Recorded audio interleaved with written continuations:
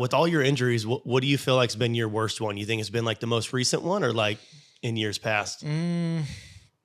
Probably my worst one was whenever I did my, I ripped my like guts apart. I did, Gnarly, right? yeah, I did, I crashed in Salt Lake during the COVID rounds, the last one. No one there. No one there.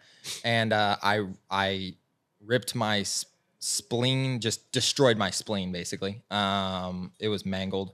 So they had to take that out. And I ripped like my pancreas in half, kind of, or like in like a third, I guess, because they had to take like 30% of my pancreas out too. And I had lacerations to my liver and my kidneys and all that stuff. That one was bad. And that one was just the gnarliest that I remember because I hit my head too. So I was concussed and I didn't know what was going on. And they took me to the hospital and I just remember going black. Like I don't know if I passed out. I don't know if they sedated me. I don't know what happened. But then I woke up hours later in a dark room, no windows, nobody in there. It's COVID, so nobody's allowed in there anyway. And I'm just like, I'm out of my mind, like concussed. And like, I think I'm going into shock because then like my stomach hurt so bad. And could only imagine, like dude. So bad, like the worst like flu that you can, it was gnarly and it was getting harder to breathe. And I was telling the nurse like, hey, like I know injuries. This isn't right. Yeah. Like we need to go into surgery. Like something's not right. She was like, no. We did scans on you. Like you're fine. You're going to be okay. Like and they were supposed to take me in. Come to find out, they were supposed to take me into surgery like right away, but they had like a gunshot and a car crash victim come in. So I was like 8 hours. We'll put him on the back burner till later when we get to him. And then I remember probably the scariest point I've ever had was I woke up and there was nobody in the room. It was dark.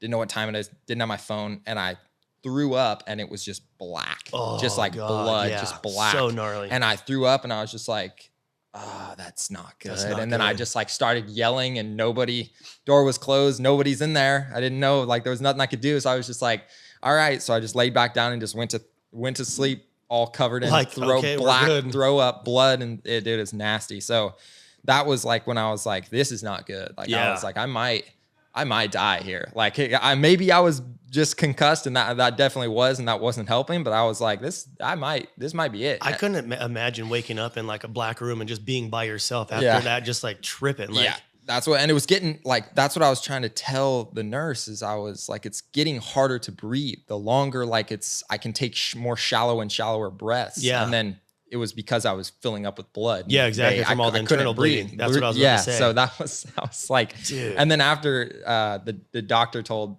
Riley or my mom or something, he was like, yeah, it's a good thing we took him in when we did, because it was getting pretty,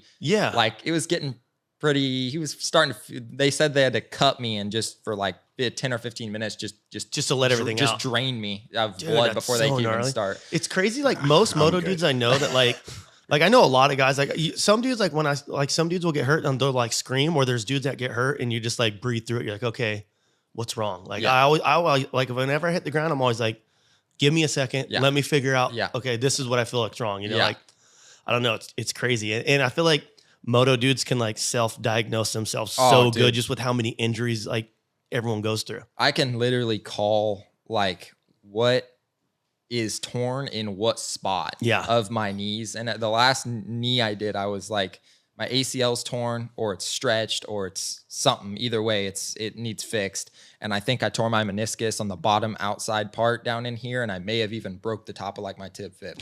Went to the hospital. Exact thing. I bone bruised and cracked the top of my tib fib, and I tore my meniscus on the outside, and my ACL was like partially torn and enough that it needed fixed. Out of control. It's gnarly. It was crazy. Like that's how I am too, though. Like I can pretty much self-diagnose myself with anything now. Yeah. And that's whenever I crash, I'm like, you know, when you get the wind knocked out of you, a lot of guys are like, like I've got it down now that I just lay there and I don't move. And I'm like, the more you fight it, the worse it is. Yeah. So it's like, I honestly just like tell myself, okay, hold my breath. Yeah. And I just hold my breath for like as long as I can till I feel like I'm going to pass out. And then I start to get it back. And I'm like, okay, but that's not good either, that you know how to handle, getting the wind knocked out of you. It's happened so many times.